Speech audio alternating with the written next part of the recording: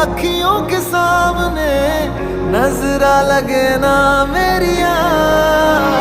ओ मेरे माए जिन्ना सोना ना कोई होया ना कोई होना, जे मैं पित्तल ते ओ सोना बाखुदा। ओ मेरे माए जिन्ना सोना ना कोई होया ना कोई होना, जे मैं पित्तल ते ओ सोना बाखुदा।